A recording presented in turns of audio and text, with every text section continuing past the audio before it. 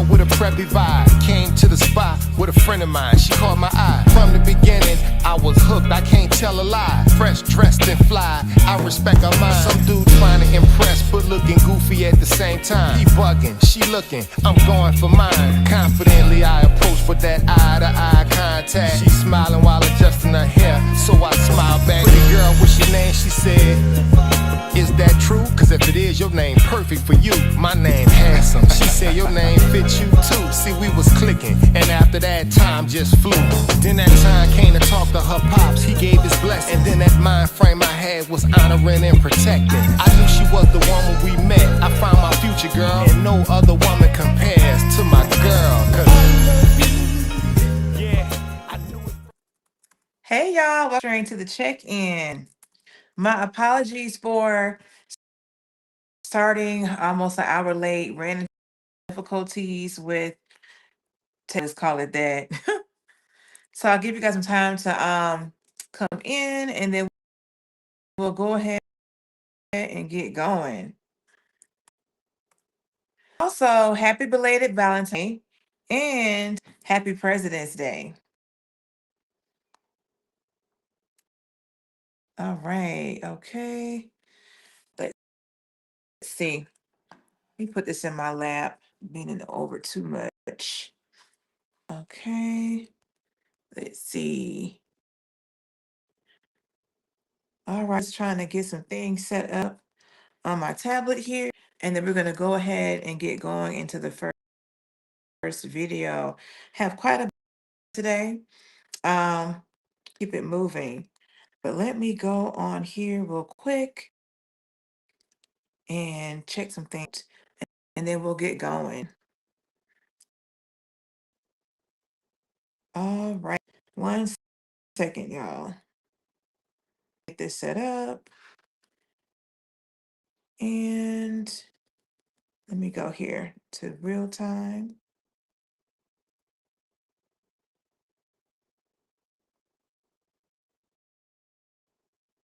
All right, y'all. So, talk about today. A lot of things happened over the weekend regarding Nancy Guthrie and other key topics that we've been discussing a couple of weeks. So we're going to go ahead and get going with this response from former President Obama, where he did a podcast and he acknowledged the whole racist meme that was put out by the administration a couple weeks ago. So let's go ahead and get into that. Let's see what he had to say, y'all.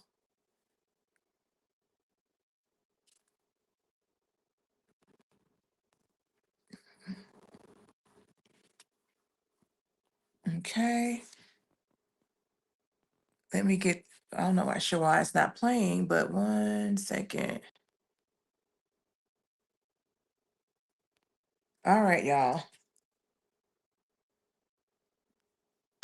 Okay, y'all. So I'm not in my normal environment, so having all kind of challenges trying to get this and former going. President Obama speaking out for the first time about that racist video posted, then deleted to President Trump's Truth Social account, Let's see. which depicted the Obamas as apes. Obama agreed with those who called the video a distraction, but says former President Obama speaking out for the first time about that racist video posted, then deleted to President Trump's Truth Social account, I'm not sure why it's which not playing. depicted the Obamas as apes. Former President Obama speaking out for the first time about that racist video posted, then deleted let me just to go ahead President on and Trump's Truth switch Social to account, something else, which depicted the Obamas maybe as it'll apes. start playing later. I'm not sure what's going on with that. Let me switch it over some.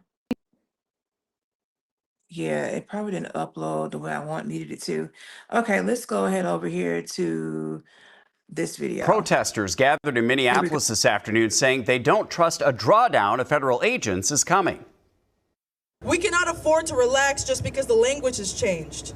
This moment demands courage. Real safety comes from us.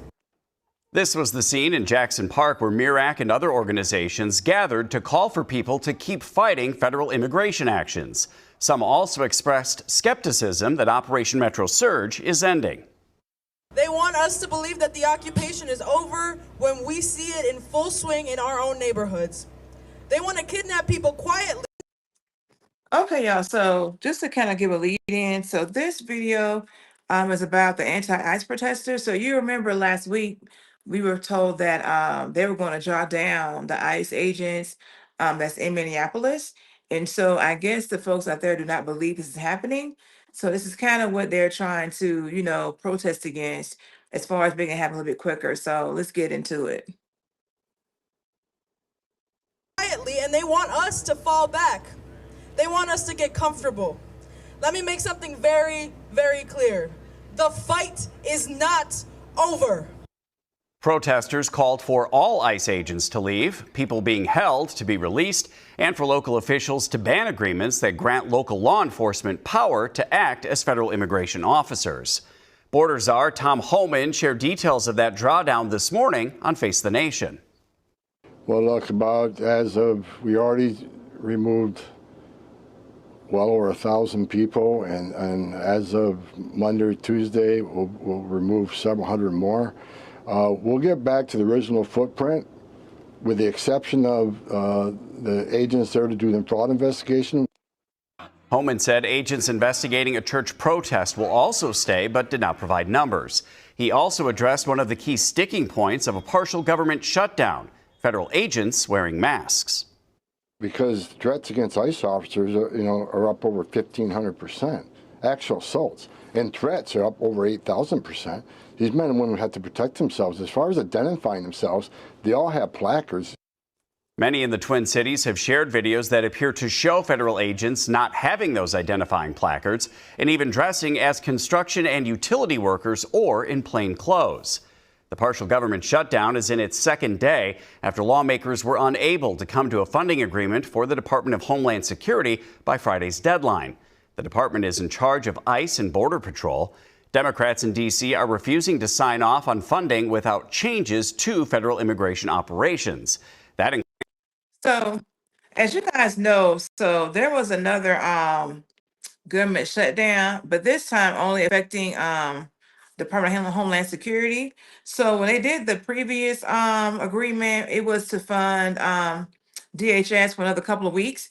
They did not come to an agreement on this past Friday, so they're now back furloughed again. So you have these TSA agents, ICE agents, whoever else, working without getting paid. Their first check that they will miss will be on the 3rd of March. Now, I understand that the Democrats want, the agents, well, not the Democrats, but I guess the protesters want the agents to just completely leave Minneapolis. I don't foresee that happening. And I know that the Democrats, as far as part of their bargaining to get the government back reopened, as far as DHS is concerned, they want them to identify themselves, the agents, to not wear the mask, all that kind of stuff. So I'm interested to find out what's going to be the agreement in regards to getting DHS back fully, funded and moving forward. So let's keep this going.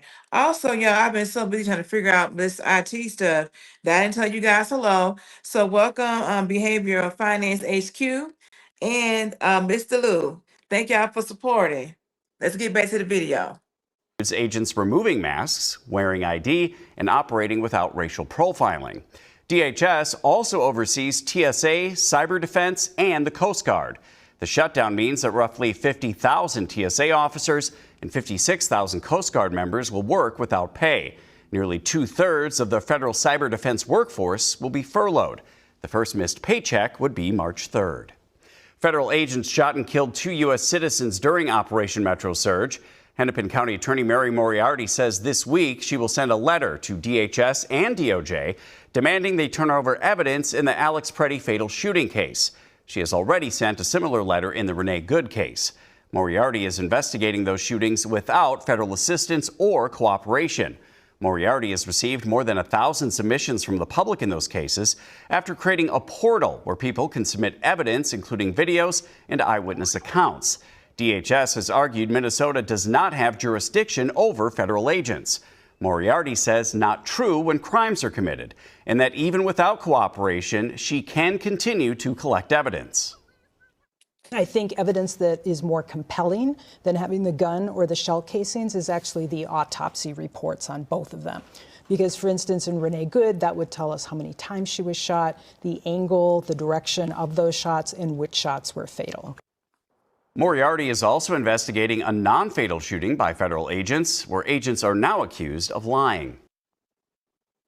Interesting. We're going to switch gears. I don't know if you guys were aware, but they are, I guess, trying to purchase a warehouse for like $38 billion to make it into a detention center for for these immigrants. So that's quite a bit of money in my opinion. But before we go, let me see what we have here in the chat real fast. So behavioral finance says, I see you've been found. Thought you were missing. I have been all over the place and I have not made it back home yet, but I will be home for the live stream on Wednesday for sure. Okay, so there was a black screen. Okay, so it's back going now. I think the black screen was when I was trying to play this Obama video, but for whatever reason, it wasn't playing for me. So I moved on to the next thing because why not? And then we have Lou saying, oh yeah, please like, share, comment, and subscribe. Yes. We have Daniel Wiesenborn. Welcome to the live stream. He says, you mean for the criminals? Now, Mr. Daniel, now you know not all of the people that they have taken into custody, some of those folks are not illegal immigrants. Some of those people actually are here, because they're supposed to be here. They came the right way. I forgot the percentage of the criminals versus those who are here. You're doing what they're supposed to do. But we did a video on that where Christy Nome and the reporter kind of went back and forth on the percentage, if you will. But yes.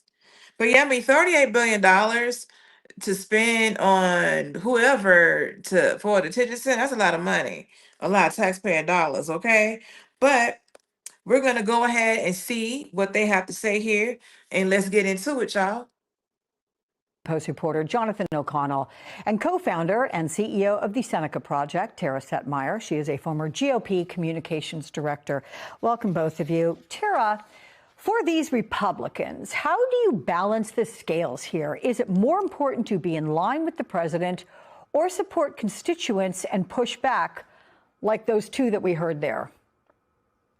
Well, when you have a president who's polling around 36% in a midterm election year, it's more important that you respond to your constituents' needs because they're the ones who actually have to cast a vote for you. This is the challenge that a lot of Republicans are facing right now because Donald Trump's agenda is no longer popular. And in the piece written about what's happening here in this town, in this small town in Georgia, the constituents who voted for Donald Trump questioned their vote. They said, wait a minute, we didn't sign up for this. And I think there are a lot of Republicans across the country who are starting to realize that downstream, what Donald Trump is doing is impacting them. It was all good when it was, it's okay if you go after those people or you do it somewhere else. But when it comes into their backyards, the byproduct of these policies, then people are starting to say, hold on a second, we don't like it. So this is something that's a challenge for Republicans because Republicans used to be the party that didn't like the overreach of the federal government coming into states and localities and telling them what to do. I mean, I'm old enough to remember when Republicans were very upset about the Kilo case when that came down back in 2005 about eminent domain and seizing private property. This is on a whole nother level when you have the government spending taxpayer money to create these detention centers, which are questionable in their humanity and their cruelty and even their constitutional efficacy here, coming into people's backyards using taxpayer money to do it and inflicting this on state and local governments without even their input. It's a problem for them. Yeah, for sure. Not in my backyard seems to be a resounding phrase on that one. So, Jonathan, you have new reporting on the DHS's $38.3 billion warehouse plan that is based off of documents provided to and posted by New Hampshire's governor. You note little information has been shared, though, by the Trump administration, and that's prompting concern from elected officials in the affected states. So talk about the disconnect here. Yeah, this is the most complete understanding we have of this mass deportation network that the administration is setting up by buying warehouses. They're looking at 24 warehouses. They've already closed on 8. Again, they're spending about $100 million in each one, more or less. And, you know, to that point before. So as you guys see, they've already closed on 8 of these warehouses already. Also, can you guys see me on the screen here?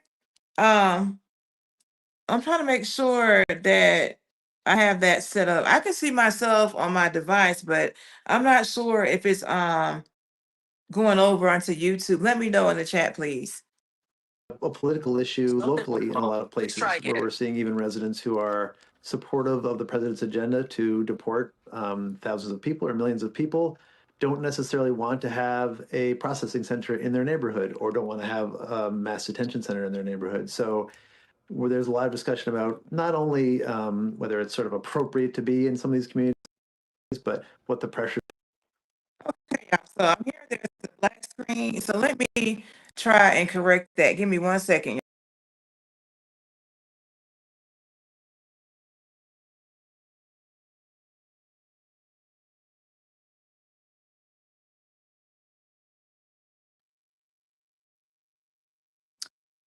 Okay, y'all. So can you guys see me now? Let's see. Can you guys see me and hear me? Can you let me know?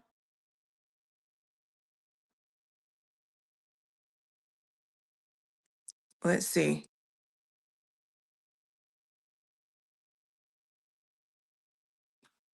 Well, sorry for all the difficulties, y'all.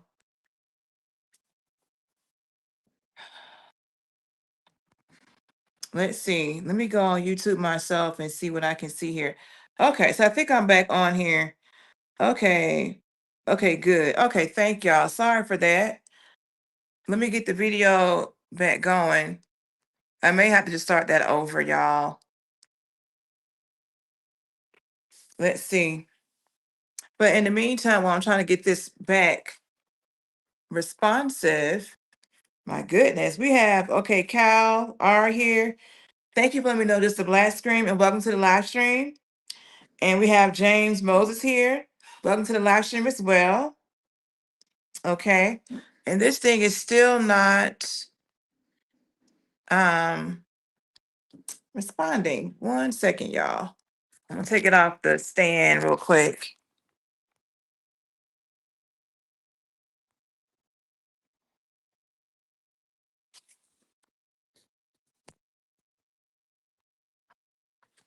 I'm gonna have to try a different type of platform here because this has happened like the last couple of live streams.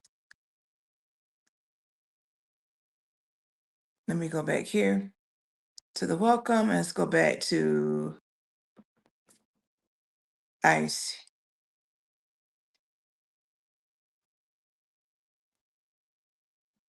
Okay, y'all. Sorry.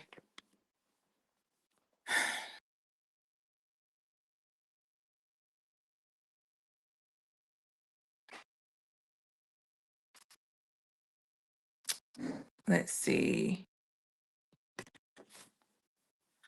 Okay, y'all. So it works when I do welcome, but it's not working when I do this right here. Let me exit out and come back.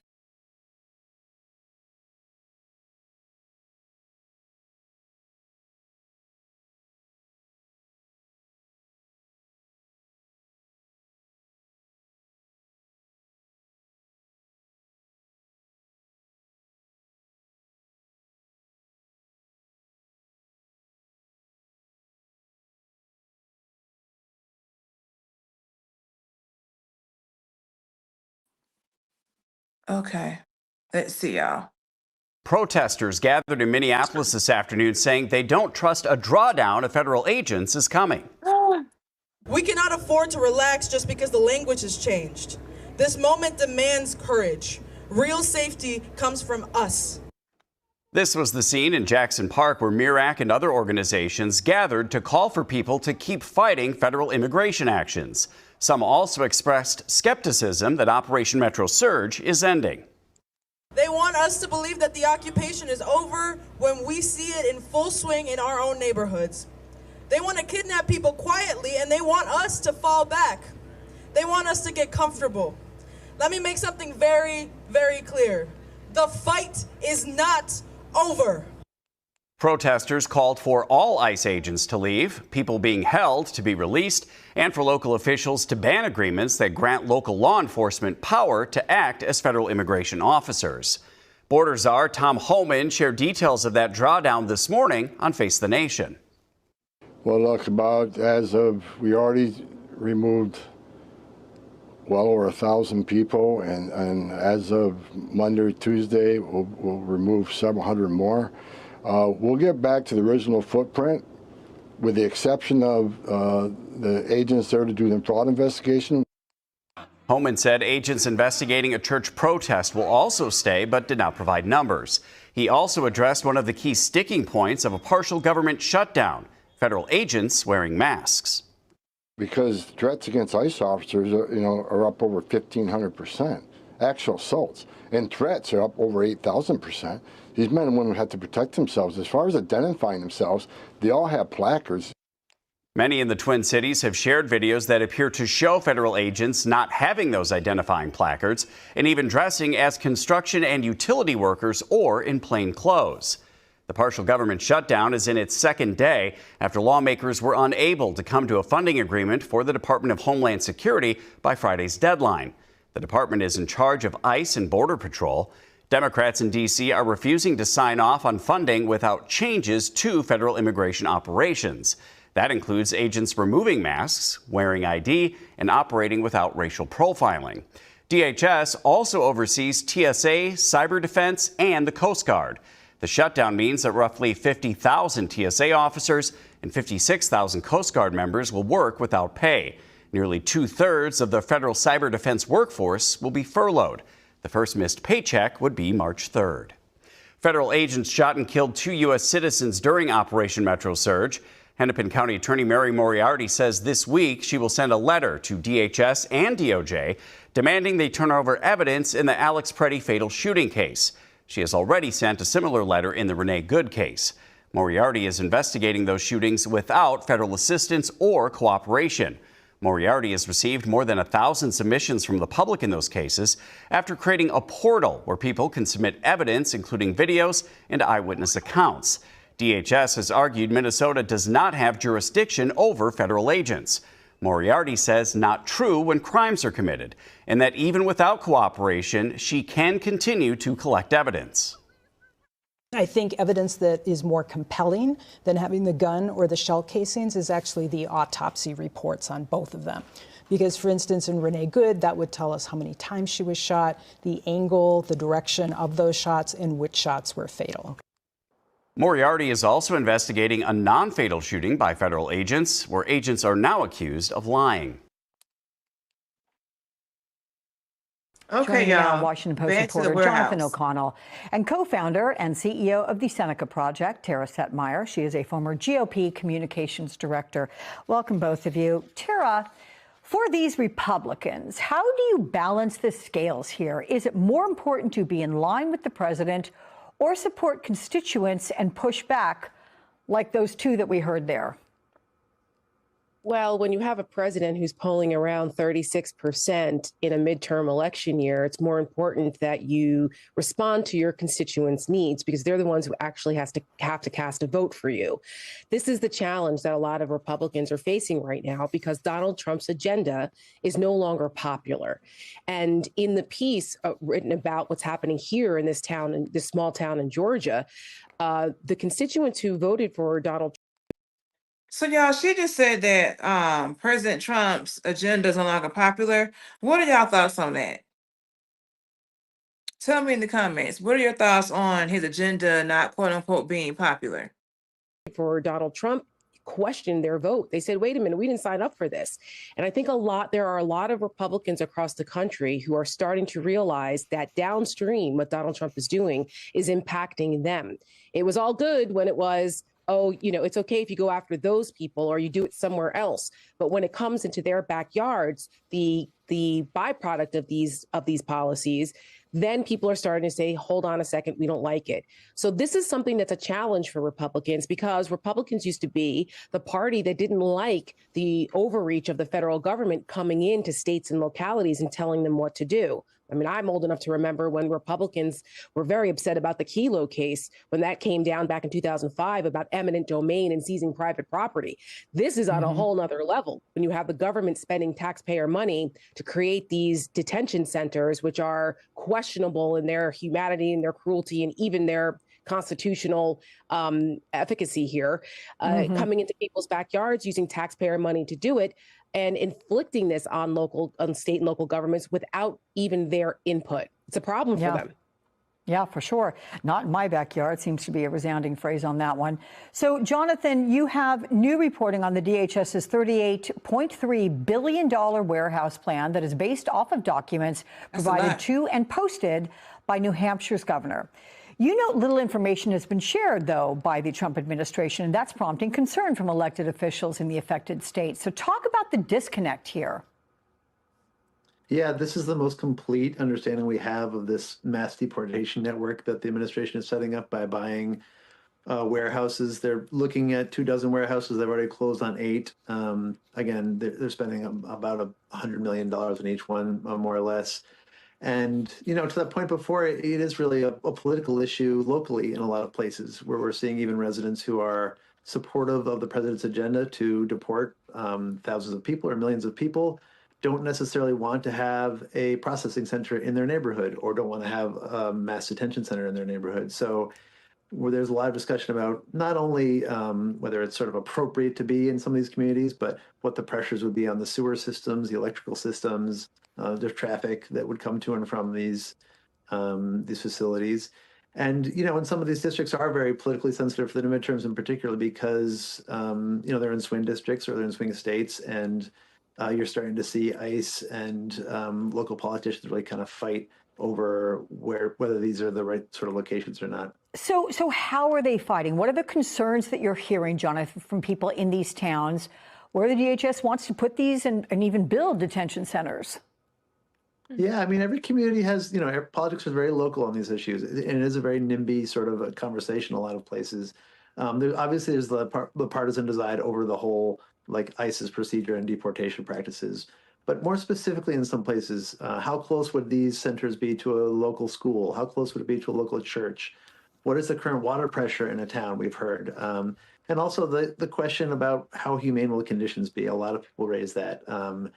Like lots of communities benefit from having prisons or jails in their communities because of the economic benefits of them. But will these be humane detention facilities where the people that are going there into buildings that are presently constructed to store goods, dry goods, services, machinery sometimes, and are designed to have trucks coming in and out of them all day long, will those places really be retrofit quickly in a way that provides humane and legal treatment for the people who will be staying there? That's a question in a lot of these communities right now. Yeah, I can imagine.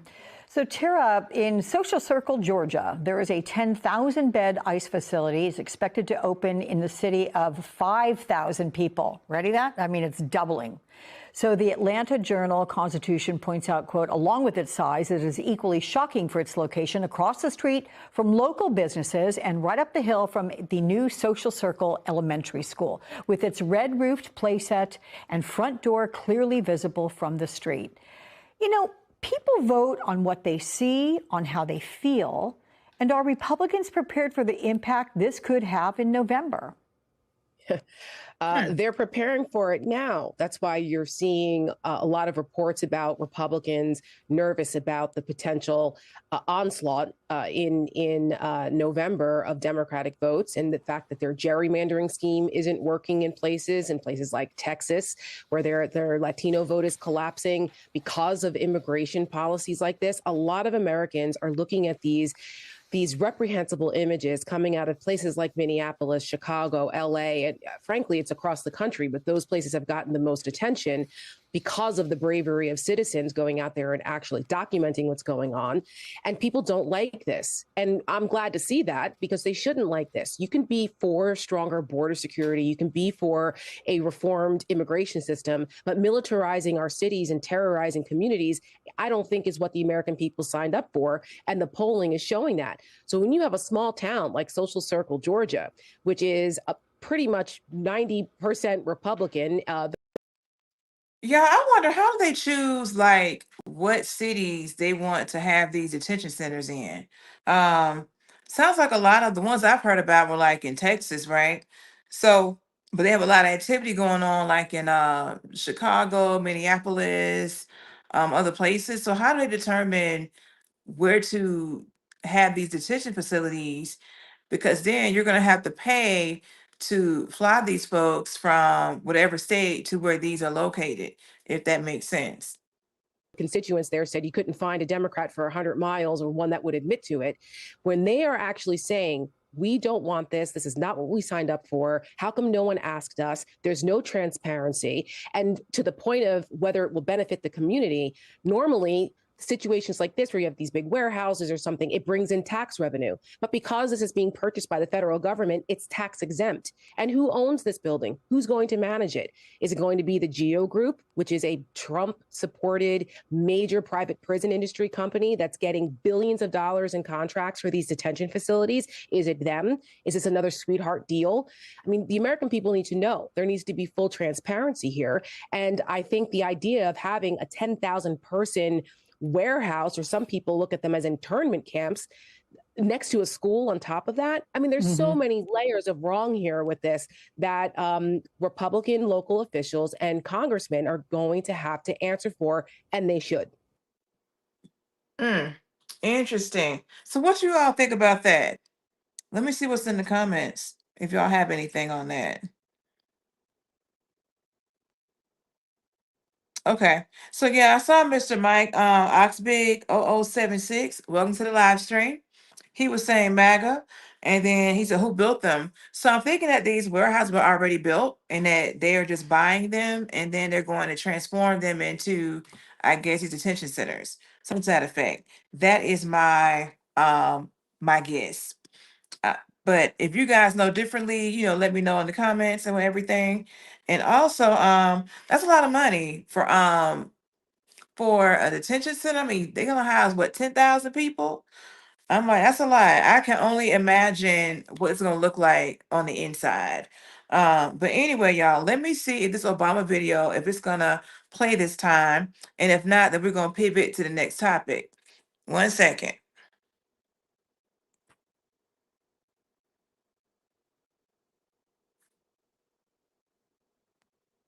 I guess not.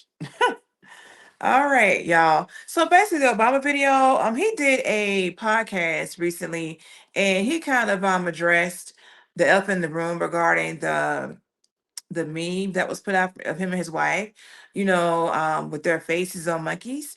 And so he was just saying that that the caliber of personnel in the White House has declined essentially. But definitely wanted you guys to hear that excerpt from him. And I'm just so sad that it won't play tonight. But worst case, I'll make sure I play it on Wednesday. But let's continue on with Bondi and the updates there.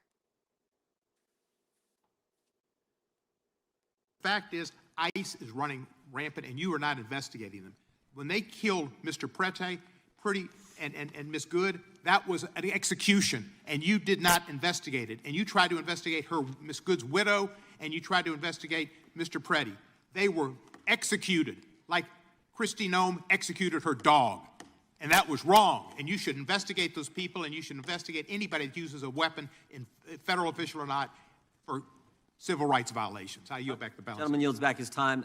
Madam Attorney General, anytime you need a break, just let us know. If not, we'll just keep going. The chair is now recognized for 5 minutes. Madam Attorney General, you're not allowed to exercise your constitutional rights in a way that tramples on someone else's, are you? No.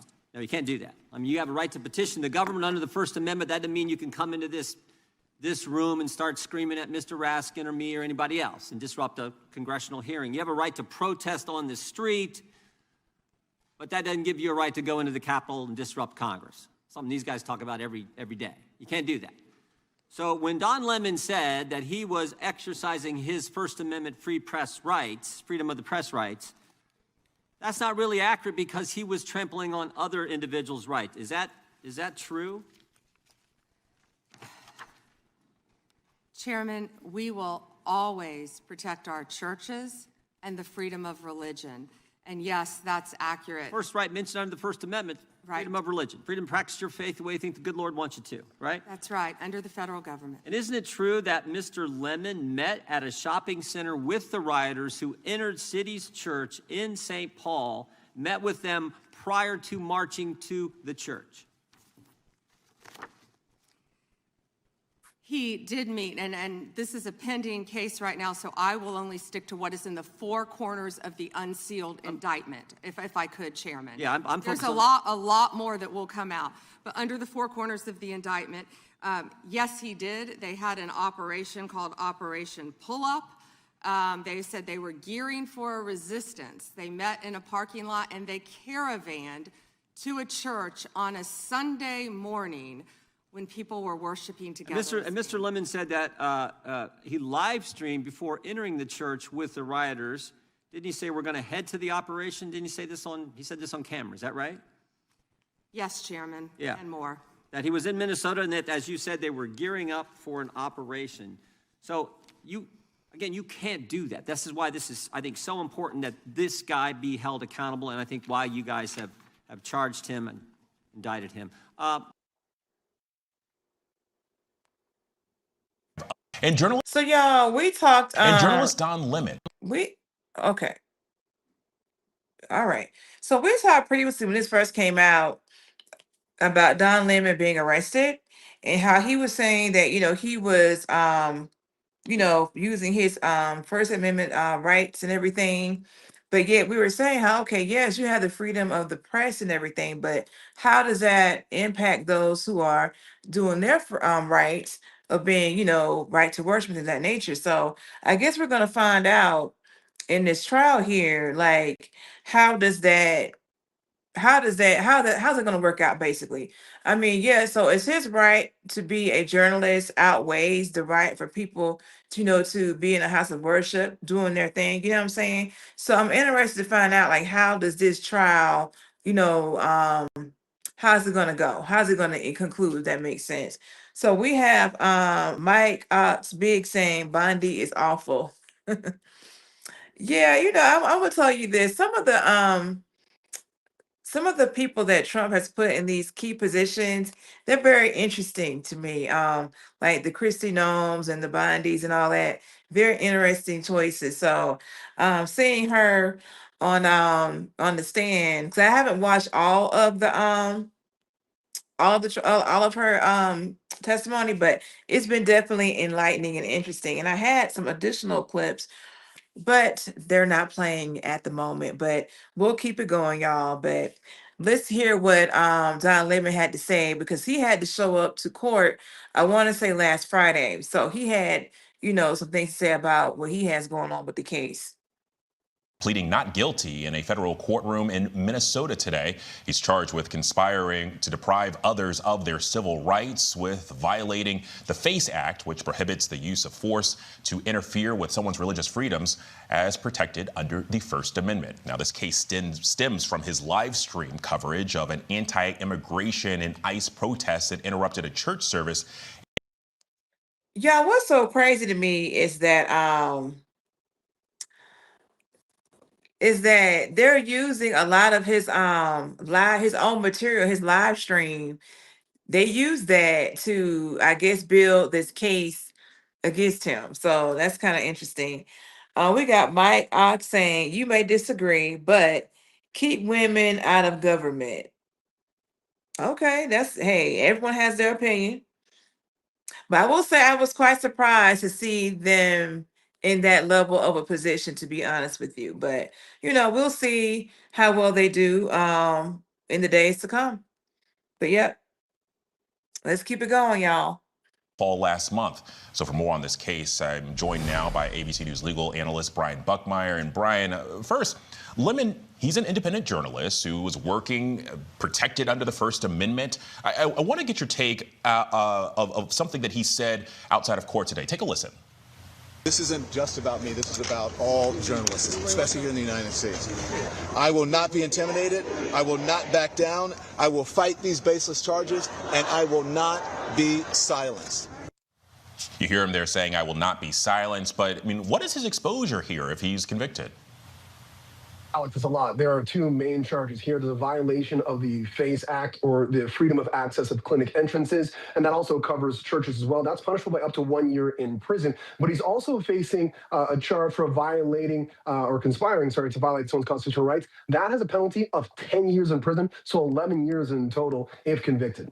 Well, there are a lot of folks that are concerned about how this might impact the First Amendment, especially whenever it comes to the press and freedom of speech.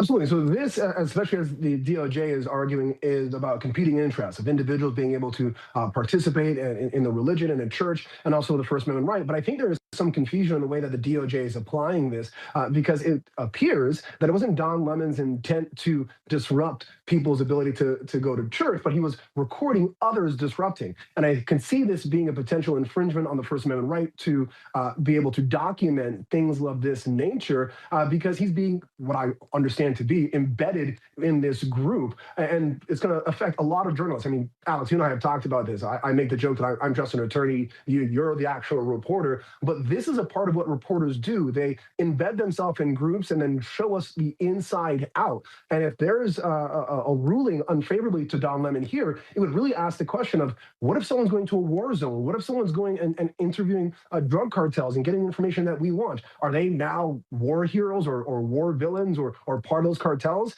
It could limit the way that the media does its job. I kind of get the point about when you have folks going into the war zones and kind of being embedded into the mission. That's kind of different than what's going on here with that whole church situation. But that's just my opinion. Let me know what you guys think. We have some comments here. Okay. So I did ask Mr. Mike, why did he think Bondi was awful? Okay, so we have M. Gant Marcus Insurance says, keep the dumb butts out of government. Okay, welcome to the live stream. Also, Mike, if I didn't welcome you, welcome to you as well. I may have forgot being all discombobulated with this technology stuff. And we got simple to complex. Welcome to the live stream. Me be RQ. Okay, sorry, men are corrupt. Okay, got you. And then Mike says, did you watch her performance last week? And nobody's being held accountable for anything. Yeah, I did see some of her performance. I like how you use that term, performance. And yeah, this one gentleman was saying that I think his name was let me see what his name was. Mr. Ted Lieu. I think he was saying that I think he said she lied under oath. Like he just blatantly said it to her in that hearing last week. That's why I wanted to show some of that. But yeah, it was definitely, I don't think I've ever watched a congressional hearing, if you will, where they had someone in that position like on the stand. I don't think I've ever seen that until now, but it was quite the show. I agree. Well, and that's a really good point. Something else that's interesting about this case, Lemon's attorney is one of several federal prosecutors who recently resigned from the Minnesota U.S. Attorney's Office over the investigation into the fatal shooting of Renee Good. So I'm curious, I mean, what type of expertise do they bring to this specific case? So I wouldn't say it's like necessarily a legal expertise. Someone who is not within that organization, who never was, and now is defending someone would have a similar expertise legally. But they're going to know the inner workings, not just of that investigation or of that process that this government agency is going through, but also the actual office that's prosecuting Don Lemon. They're going to know the deputies. They're going to know the line prosecutors. They're going to know the paralegals. They're going to know how it works, and they're going to know where to apply pressure and where to poke holes in this case. Brian Buckmeyer, not just an attorney, he's also our legal analyst and an esteemed one at that. Thank you. All right. So let's keep it going. So next up, you guys know about Miss Nancy Guthrie, who has still not been found. And so President Trump had something to say. So let's check that out. Let's just check it out. We are following some breaking news in the Nancy Guthrie case, and I did want to share this with you. This is from the New York Post, stating that Trump is telling the New York Post that he wants the death penalty for Nancy Guthrie's kidnappers if she isn't returned alive. And I did want to share a little bit more about that as we take a look at some file video. But this, according to the New York Post, President Trump saying that those responsible for kidnapping Nancy Guthrie must release her unharmed, or they will face the most severe federal penalties. In a very brief phone interview, Trump said that he would instruct the Justice Department to seek the death penalty if Nancy Guthrie is killed. And a little bit more information on that. Also, President Trump saying that the abductors would face very, very severe, the most severe federal consequences if Nancy Guthrie is found dead after she was abducted from her home outside Tucson, Arizona on February 1st. So when asked if that meant the DOJ would request the death penalty, President Trump said the most. That's true. Federal charges are common in high-profile cases, particularly if there is an interstate component or if a federal statute is violated.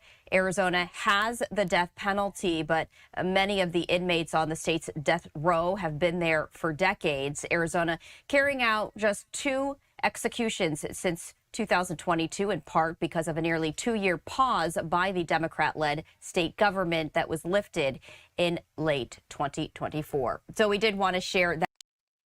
So what do you guys think about the possibility of these folks, getting the death penalty? Where do you guys stand on that? Just curious. With you, as President Trump has indicated that he wants to seek the death penalty if Nancy Guthrie is not returned alive. We also have this breaking news development, as well as TMZ is reporting that they have received a 4th Nancy Guthrie demand email. Specifics, though, not yet clear in that, as we continue to follow the very latest. And we're also following more developments as the FBI right now is testing DNA found on a glove near Nancy Guthrie's home. And a little bit more information on this development, that a glove containing DNA found a couple of miles from the Tucson, Arizona home of Nancy Guthrie appears to match those worn by a masked person outside her house the night that she disappeared. And this is some more of that video and some of the photos that the FBI released of that suspect. The development comes as law enforcement gathers more potential evidence in the search for Nancy Guthrie, which is now in its 3rd week. She was last seen at her Tucson home on January 31st. She was reported missing the following day.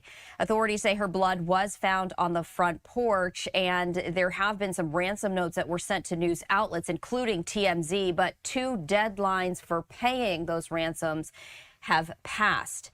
Authorities have expressed concern about Nancy Guthrie's health because she needs vital daily medicine. She is said to have a pacemaker and have dealt with high blood pressure and heart issues, according to sheriff's dispatchers. So we did want to share that breaking news with you as we continue to follow all of those developments. Meanwhile, we were also hearing from Savannah Guthrie as she shared yet another very emotional post online, and we did want to play out that brief update for you right now. To whoever has her or knows where she is, that it's never too late. And you're not lost or alone. And it is never too late to do the right thing.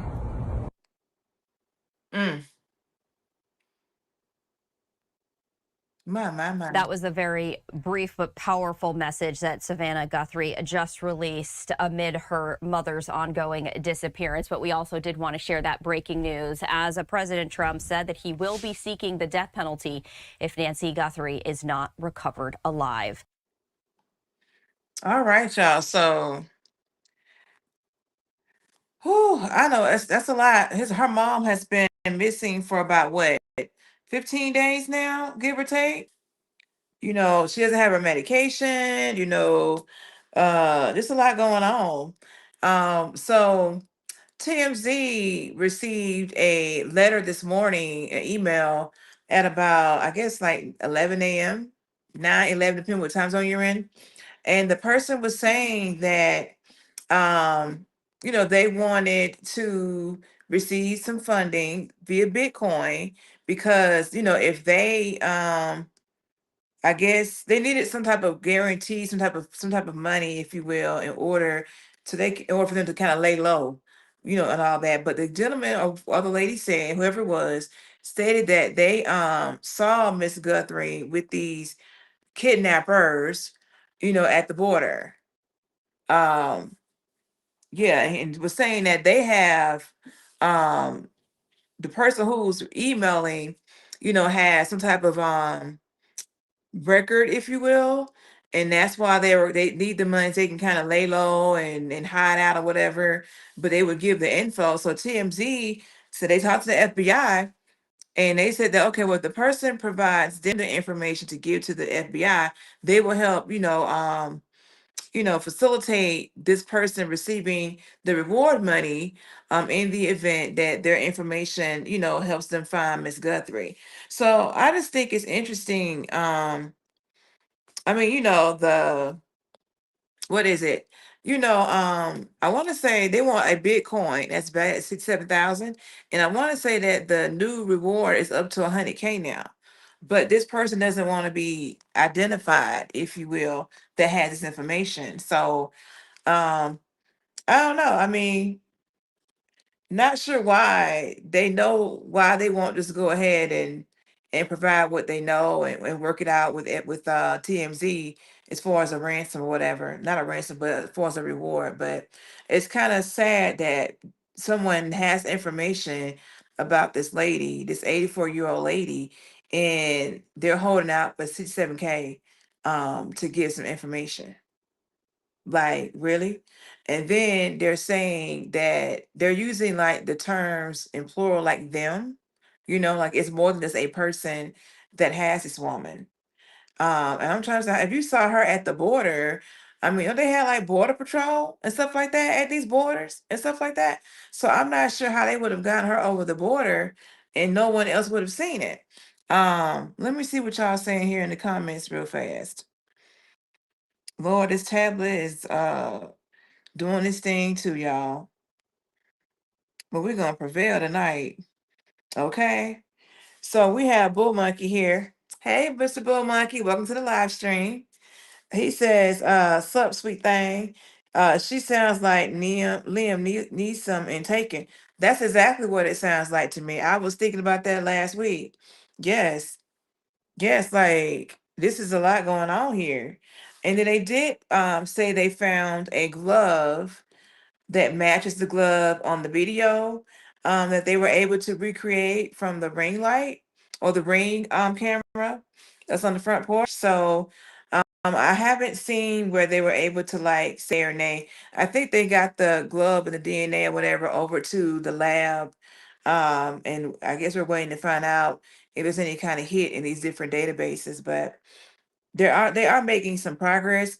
I kind of wish they would have made more progress like earlier on in all of this, like you know the piecing together of the image. And I believe they're talking about they might can figure out how to get an image of the car from that same camera, but you know it's going to take a little bit of time to do that, right? But you know you have that going on, and then also they were saying that with her pacemaker that they can fly an aircraft maybe you know so many feet above a space and they might can detect the you know the pacemaker or whatever. So not sure why that wasn't done a few weeks ago, but I'm not here to criticize. I'm just here to talk about what's going on the news here, right? But yes, y'all. So that was going on with her. Still not found. Um, and you have a person who's saying that, hey, I have information, but I need, some money so I can ensure that, I'm not that I'm protecting myself, right? And honestly, I think Savannah is worth about 40 million. I think I would have, I don't know. I mean, I would have probably gave something in this Bitcoin account just to show good faith in the fact that, okay, we want this information, we will pay, and give us something to work with, because I haven't heard anything else from the actual kidnappers per se. Only two notes were provided, I think, from the actual kidnappers allegedly, and then the last two notes were from the person saying he has information on those who have this lady.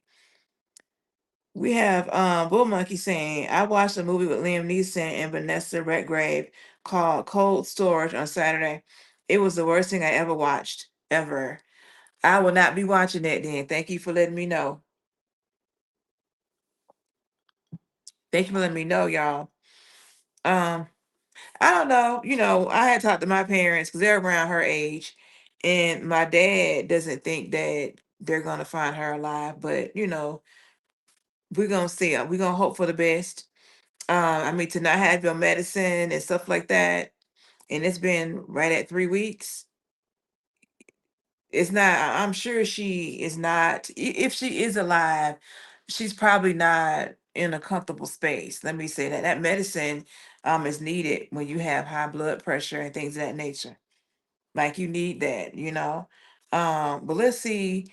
I'm gonna do a quick search real quick to see if there's anything new that has came up in the last hour or so, because they had, a lot going on this weekend with like the video footage, the pictures, the flying over the land to catch the murmur of the pacemaker, all that good stuff.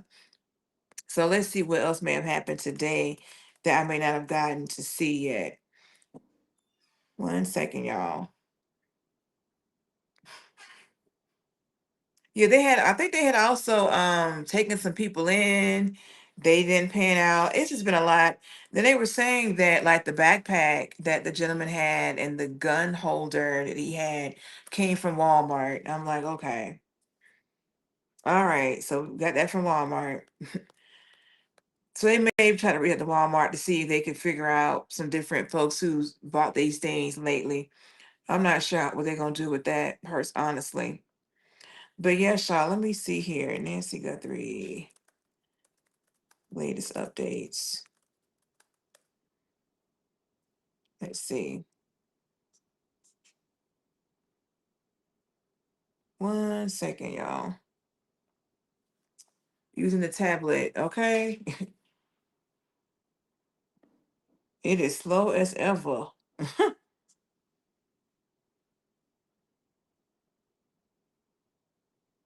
Okay, y'all. So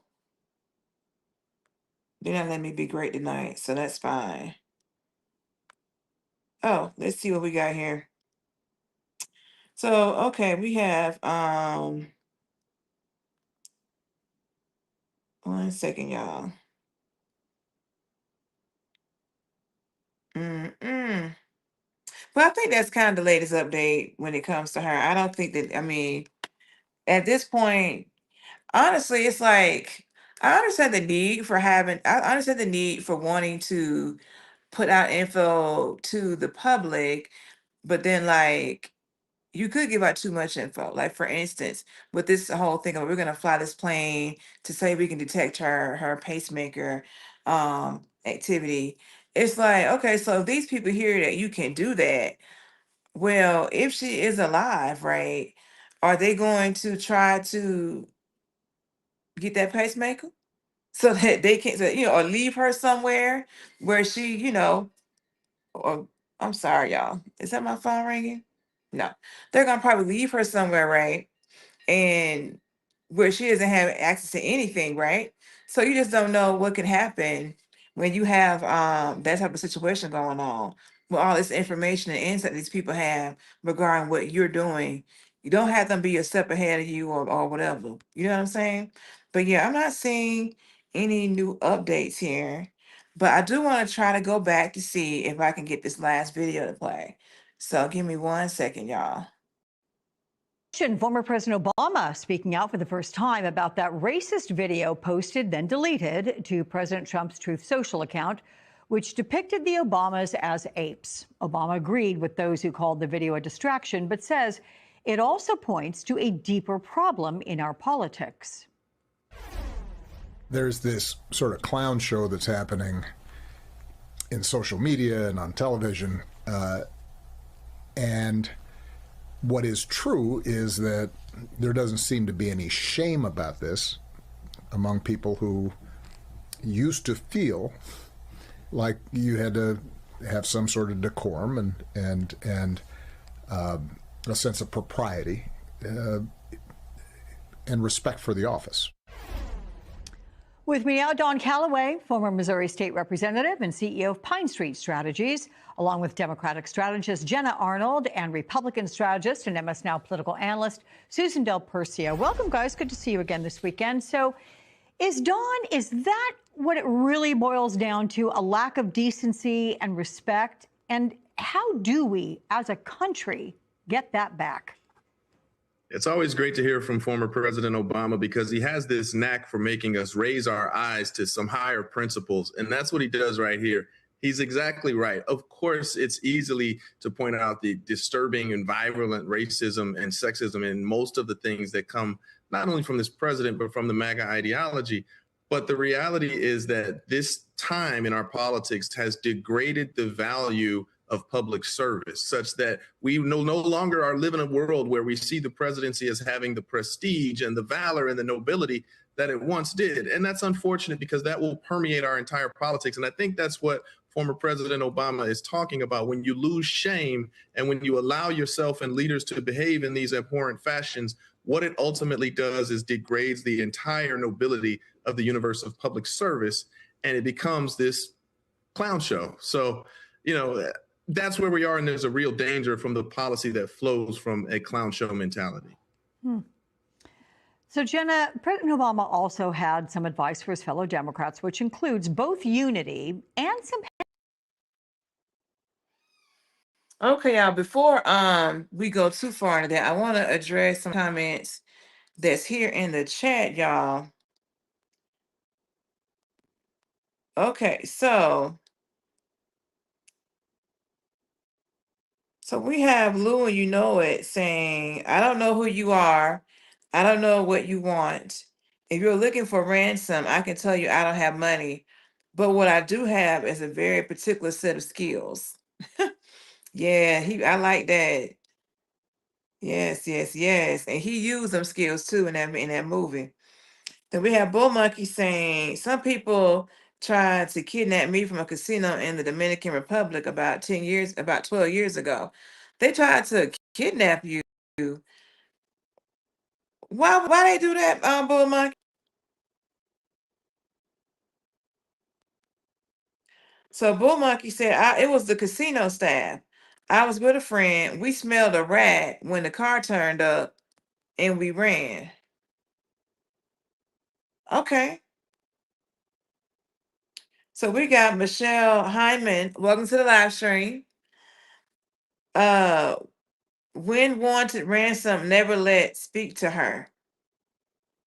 Yeah, they did not provide proof of life, to my understanding. They did not. So, yeah. And you're asking for $6 million. I mean, just to give to you, and then you have no guarantee that this person is still alive or what condition they're in. I mean, I'm not saying that it might one or the other, but I mean, I would want to know that my mother is still alive and well. You know what I'm saying? You want $6 million. When I was talking to my dad, he said those people are long gone from where that lady said. They said that lady is probably somewhere and they left her and went on about their way. It's about what he think has happened. But we'll see what happens ultimately, right? We got Cryptic here. Welcome to the live stream. saying clown show is the politicians, all actors. Okay. Then Bull Monkey says, if you can still hear these people, they are still part of the show. All right. And we got Mr. James Richardson 1 here. Welcome to the live stream. Saying nobility of public service, laugh out loud. What a effing joke. All right, y'all. Let me go back to this video. Let's keep it going. Debate. Take a listen. They're doing such crazy stuff that it shouldn't be hard for our side to coalesce around the areas where we agree on and focus on that. And I think that that is going to happen if we are effective in winning the midterms, if we then have a robust primary for who's going to be the next Democratic president. We shouldn't be afraid of having a robust debate. So how do Democrats find this balance of less internal fighting while having robust debates to make it overall stronger? A quick response to that question, Alex. I actually think the Democrats have been more aligned now than ever around our value. And I love the choice of words that Don selected when he referenced Obama's call to a shared nobility. And I have to say, it is shocking to me that in a conversation, that same conversation that you're clipping right now, where Obama confirmed that there are aliens, his words, not mine, that you would think in that kind of statement from a former president of the United States, arguably the most unifying headline in human history, that our divisions and our pettiness toward each other could instantly dissolve. And it doesn't seem like there is anything that we can do to be as noble to our humanity as we could and should be in the shadows of a statement like that. And it's not a reflection of our democratic values. It's a reflection of how we see ourselves as a collective humanity. And I think there's such an opportunity here. And I'd like to center that idea of noble coming togetherness that Don started out with. Yeah, no, very good point. Although I would say I would love to have that conversation in detail. Okay, you guys, what do you think of that? But I'm going to move on this to you, Susan. Because of the decade-long stronghold that President Trump has on Republicans, are they completely missing out on robust internal debates? Or is it a beginning now as they do see a future beyond Trump? Well, there may be debates within Republican circles, but they're kept very close to the vest because there is no room to debate with Donald Trump or his administration for Republicans. Are they starting to break? I don't think they're going to break with Donald Trump, but they're starting to realize there is, as you just said, a time after Donald Trump. We even saw that with Marco Rubio's speech overseas yesterday. He was a lot more inclusive with Europe than Vance was, Vice President Vance was the year before. So there is some room, but right now I think the reason why Republicans, some are willing to speak up is because the president's poll numbers are so bad and that they have to take the chances to separate with the president if they're from swing districts wherever they can. So, Don, there is a robust primary, as Obama put it, just days away. Early voting begins Tuesday in the Texas primaries, including that closely watched Democratic Senate primary. Congressman Jasmine Crockett and State Representative James Tallarico are battling it out. One piece in the Texas Tribune argues Black voters could prove decisive, making up a fifth of likely Democratic primary voters in Texas. Do you agree with that? And where do you think the contest stands right now? Well, full disclaimer and disclosure, Jasmine Crockett is a friend of mine. We grew up together in St. Louis, so I'll try to give you the most unbiased perspective that I can here. Black voters will absolutely be determinative in a Texas primary. And if Jasmine Crockett can harness them for this election, I think she has a very good shot to defeat James Tallarico. It's not an end of game situation for James Tallarico by any stretch of the imagination because he's a young man with an extraordinary bright career in Texas politics ahead of him. But I think it's important that Jasmine Crockett shows what she can do and not only beats James Tallarico this week, but shows that she has driven black votes out of suburban Houston, suburban Dallas, the growing black population in San Antonio, because she's got to find a way to maintain keeping them engaged until November. And that's a very long runway. But if she can show that she got out that educated black population, it's going to be their jobs for the next 6 months to keep that energy into lower income populations who don't vote with the frequency to have them out in November. I think she's probably the best candidate to beat a Republican if Texas is going to go blue in the Senate. So this administration is very focused on what they call election security. Homeland Security Secretary Kristi Noem suggested her department has a major role in that during a news conference promoting the passage of a national voter ID law. She said this. Listen up. I would say that many people believe that it may be one of the most important things that we need to make sure we trust is reliable, and that when it gets to election day that we've been proactive to make sure that we have the right people voting, electing the right leaders to lead this country. I'm going to ask both you, Jenna and Susan, if I can, for quick answers. Who are the right people? Who are the right voters? Who are the right leaders? Who's she talking about, Jenna? Well, I would say, to echo Don's sentiment, that it's certainly the black voters. We're targeting and staying laser focused on trying to close the exclusion gap, which is entirely contingent on us closing the stability gap in northern Philadelphia. There's a huge opportunity there. And if Crockett can show that that's the target demo, and those are the folks that are carrying her across the finish line, maybe the DNC will start following suit in other places as well. So what about Kristi Noem, who she's referencing, Susan? Who's she talking about? The right people. Well, clearly she's talking about Republicans. She's following the president's lead when he said Republicans should take over elections. I think he said in something like 10 states, and then it was national, but then it wasn't. But at the end of the day, that's where she's going. She's saying Republicans should be elected, and that she's willing to do whatever it takes, even if it means overstepping and breaking the law, it seems like, based on what her comments, which go beyond what you just showed the clip of, to get that to happen. Now, she does, of course, need to recognize that ICE agents cannot be within 100 feet of polling sites. It would be against the law. And that she really doesn't have a role to play here at all in this role. The only thing that she can do is offer certain amount of security, especially cybersecurity, to individual states, should they want it. But that's all. That's the only role she has. So this is, I think, her trying to hang on to her job and please the president. Okay. Well, Nick told me I got to go. So Dawn, Jenna, Susan, got to go. Thanks, guys. Okay, so we got a couple of comments here. So, okay, let me take it back a little bit. Let me pull this up. So Bull Monkey was saying that that Bondi is 60 years old. I can't believe that either. Let me get this to Sprawl. Lord. Okay. So yeah, she does not look 60 in my opinion. So that's good.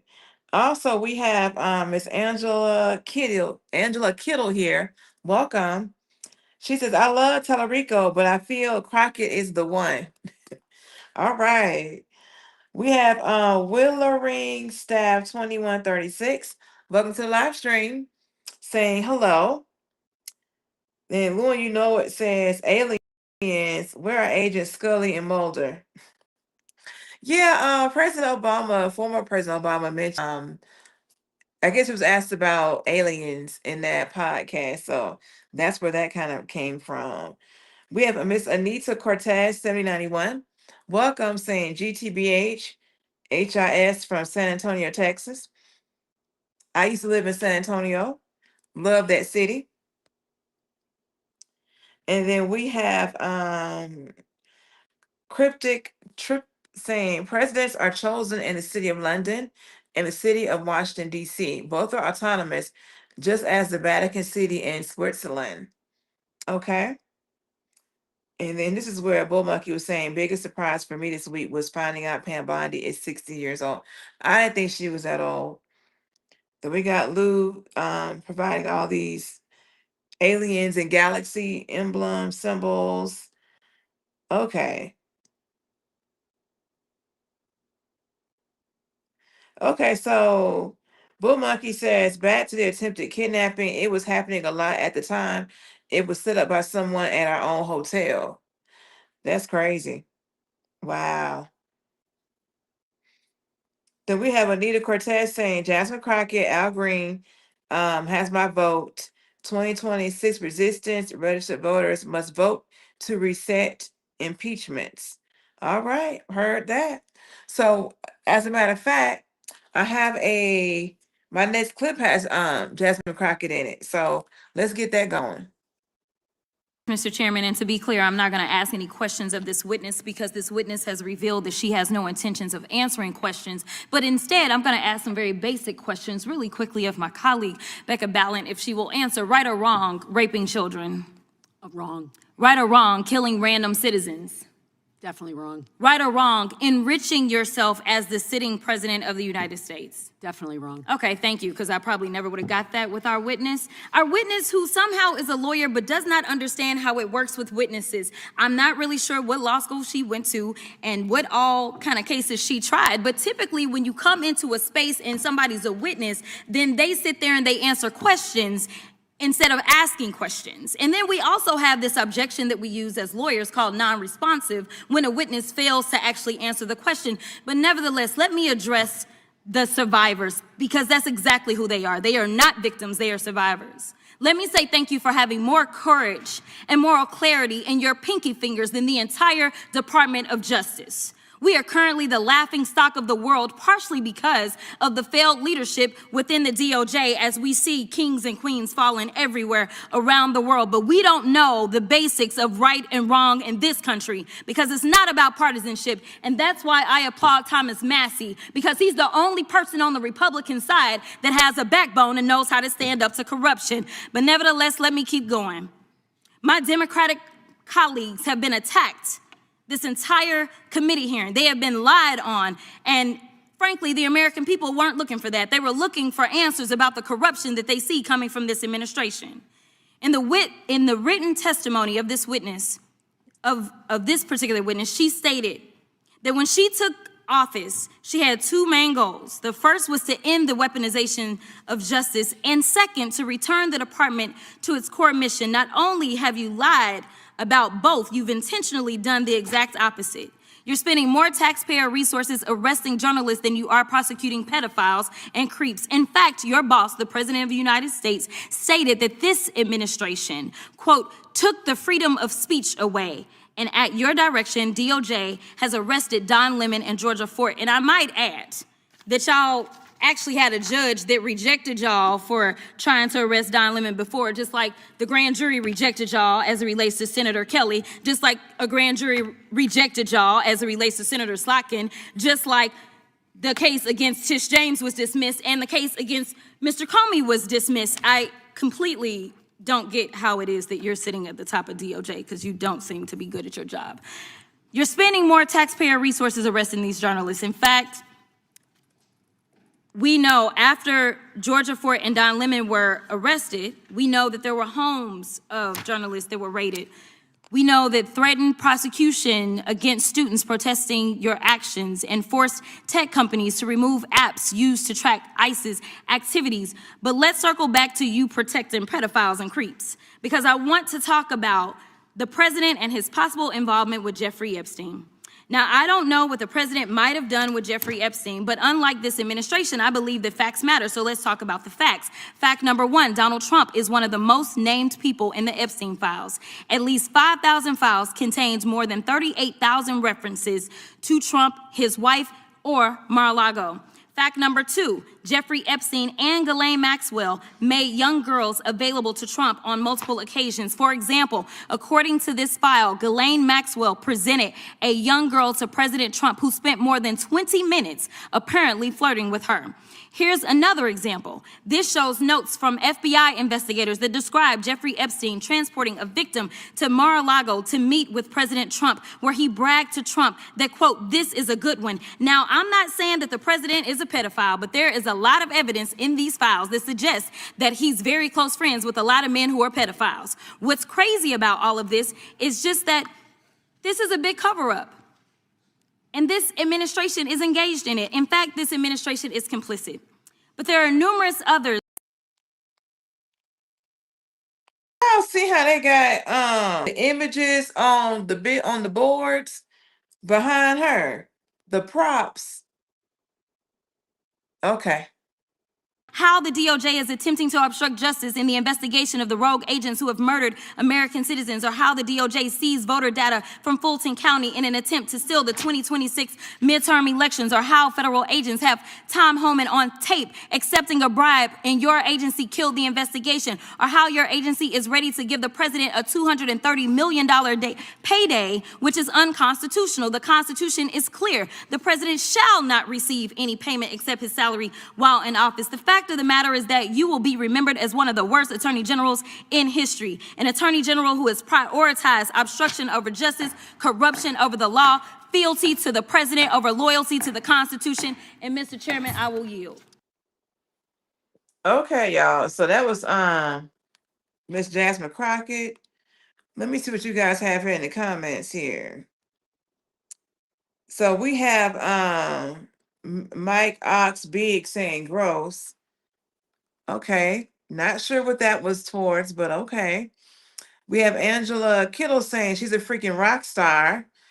Mike Ox Big says, I would enjoy hearing her speak in Chinatown. Why in Chinatown? Why Chinatown? Is that Chinatown, New York, or Chinatown, California, Chinatown, DC? Which Chinatown? And why? Bull Monkey was like, is she speaking to Pam Bondi? Yes. He sees it now. Mike Oxbig says 2 mangoes. I'm not sure the reference to the mangoes. Then we have Prove Me Wrong 101. Welcome to the live stream. Says fork tongue viper. Okay. So we got Lil You Know It saying laugh out loud. Mike Walker 4219. Welcome. Says, what about reports of you on Epstein Island? Who is the you? Talking about Trump. Who was what reports? Who is the you on Epstein Island? Then Mike Oxbig says, be careful that the poster board doesn't knock off a wig. I cannot with you. I cannot. So Angela Kittle says she's thorough always. Okay. Lou says 100. Then we got Bull Monkey saying, imagine thinking Cash Patel is the most disgusting person in the public eye, but then meeting Pam Bondi. Oh, goodness. You know, I wonder, where did he find all these people and need to put in these positions? I digress. Then we have Keith Fan Troy 5716. Welcome to the live stream, saying facts matter. Facts do matter. I agree with you on that. If we're not talking facts, then what we talking about? Okay. So the next up that we have here is the Ted Lieu thing I was telling you about. And he's also talking to Bondi at this congressional hearing from last week. Let's get into it. See. Ms. Crockett from Texas is recognized for UC. Thank you so much. Donald Trump's approval rating implodes on his strongest issue. This is from Newsweek today. It says 40% of people approve of Trump's handling of immigration and border security, while 60% disapprove. Without objection, that is a admitted. net drop. Now I recognize the gentleman 20. from California, Mr. Lieu.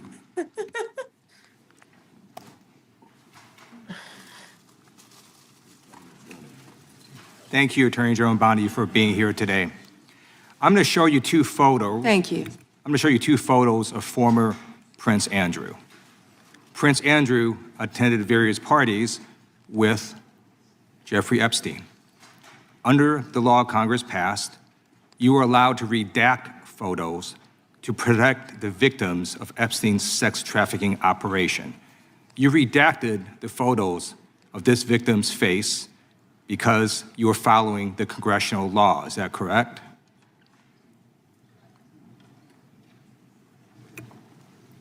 I'm sorry, that we redacted the victim's Because you were face? following the congressional law, correct? Yes. Okay. You have now established that please put the photos back up, that we are looking at a sex trafficking victim. under the Federal Victims Trafficking Protection Act. Not only is Jeffrey Epstein guilty, but anyone who patronizes Epstein's sex operation is also guilty of a crime. That's why I find it absolutely despicable that you sought to protect Epstein's clients, like former Prince Andrew. Last July, you closed the case on Epstein's abusers. The July 2025 memo from your Department of Justice stated, quote, "We did not uncover evidence that could predicate an investigation against uncharged third parties." These two photos, please put the photos back up. These two photos staring you in the face are evidence of a crime and more than enough evidence to predicate an investigation against former Prince Andrew. So I ask you, Attorney General Pam Bondi, why did you shut down this investigation last July, and why have you not prosecuted former Prince Andrew? I don't believe you asked Merrick Garland these questions when he was Attorney General and set before. I agree with you. You twice. I'm reclaiming my time. Never I agree with mentioned you. I agree with you. During Did the you not hear the Biden administration, I called for people looking at Epstein files. Merrick Garland dropped the ball, as did Attorney General Bill Barr, as did Alex Acosta, a whole string of failures. But you are in charge. You have the power to change things, to hold these men accountable, and you're doing the opposite. You're protecting them. So I want to move on to another man. Can I answer Donald that, Trump. though? I want to move on to another Can I question. answer your question about protecting You Prince answered the Andrew? question. You're saying no. I love this. I want to discuss another man, Donald Trump, who is all over the Epstein files, like former Prince. Here's the video.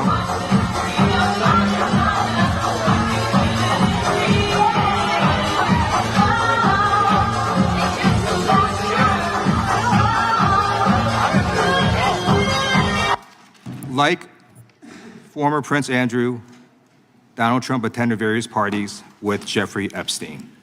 I want to know, were there any underage girls at that party or at any party that Trump attended with Jeffrey Epstein?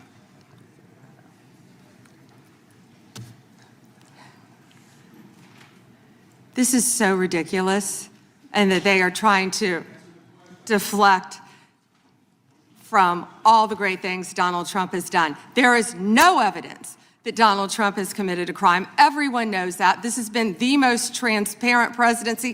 He's the one that asked that those files I'm reclaiming my time. be I got your released. answer. You said there's no President evidence. Trump asked Chairman, please stop the clock. he My time. signed Stop the clock. the legislation.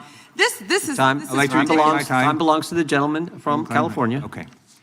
I'm going to put up another document from a witness who called the FBI's National Threat Operations Center, because I believe you just lied under oath. There is ample evidence in the Epstein file. Don't you ever accuse me of a crime. I believe you just lied under oath, and this is all on videotape. You said there's no evidence of a crime. I'm showing you, here is a witness statement who called into the FBI's Threat Operations Center. He drove Donald Trump around in a limo. He overheard what Donald Trump said to Jeffrey on his cell phone. He was so angry, he was going to stop a limo and hurt Donald Trump. And he met a girl who said she was raped by Donald Trump and Jeffrey Epstein. She later had her head blown off, and officers at the scene said that could not have been suicide. No one at the Department of Justice interviewed this witness. You need to interview this witness immediately. Epstein should rot in hell, so should the men who patronized his operation.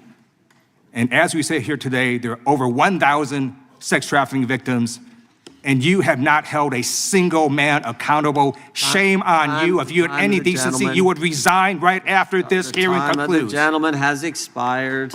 May I respond? Yeah, I don't know how you respond. No one can. I did not ask a question, He Mr. doesn't You're want allowed to talk to. about I did the not ask a horrific question. crime in California. He does not want to talk about I did not ask a crime question. in his She state. can't just Madam ad Attorney lib General. stuff. I did not ask a question. Meeting will be in order. The gentleman has yielded back his time. I think our next witness will be more. Ooh, y'all see that? So what y'all think about Mr. Terry? And how he has said on the record that she man accountable with Epstein, those files and all that over there. Okay? What do you all think?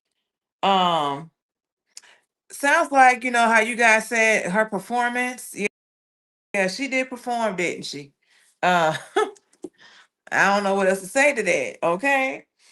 But yes, y'all. Let me see what you guys have here in the comments. We got Mr. Bull Monkey saying Ted Lieu is a funny man. He folds Bondi up like a cheap deck chair. Oh, he did. I mean, he was so polite when he started off. Well, thank you so much for being here today with us, Attorney General Bondi. Like, he was very professional, very polite, and then he went on in, didn't he? Got Pink Speeder. Hey, Pink Speeder. She's laughing at Bull Monkey. We got Domino Logistic Den 1300 in the house. Welcome. Saying hello. Then we got JD Tux.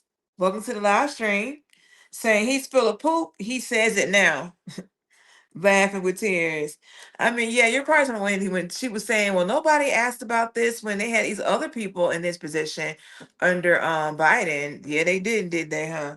But they asking for it now, right? So get into it.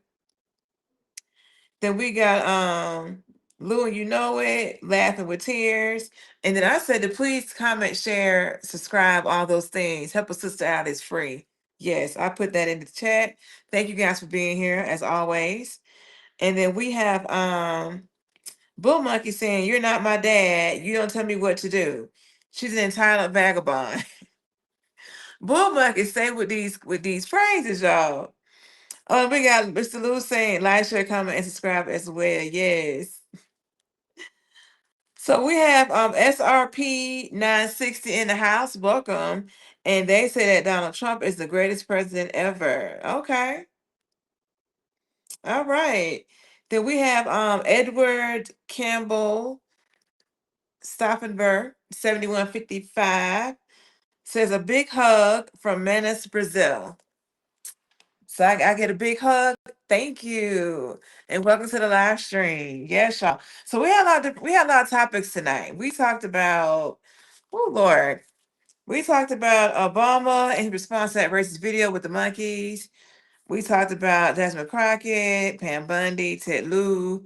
We talked about, Don Lemon, and he has pled not guilty. We're gonna see what happens with the whole, who's rights trumps who's when it comes to, freedom of speech and freedom of religion, all that kind of stuff, of worship. Let's see. We had the Nancy Guthrie discussion. My videos did not play. I'm so heartbroken by that, but we kind of talked through it. So Wednesday, I hope to have the videos working. So we'll see how that goes. And let's see. Let me just check something real quick. 1 second, y'all. Let's see if they'll let me. Nope, they're not gonna let me add them while I'm live. That's fine. That's okay. I tried. And we talked about the Minneapolis folks with the anti-ICE protesters and that big warehouse they're trying to get built, several that they're building or buying for $38 billion, all of that. So we had a lot going on tonight, right? But yeah, we have in the chat here, we have Mr. Ron B. Welcome to the live stream. And he says ROF, LMAO, and Domer were the greatest cannibal ever. Okay. Bull Monkey says SRP 90, the nurse will be along shortly with your medication. All right, y'all. So thank you so much for being here with me this evening. My apologies for all of the technical difficulties. Hopefully that will be a thing of the past. But anywho, y'all, I'll be back on Wednesday, 7:15 Eastern time. Yes, 7:15 p.m. Eastern. And with that, you all have a great night. I will see you guys Wednesday. Stay warm and stay safe. And I appreciate your support as always.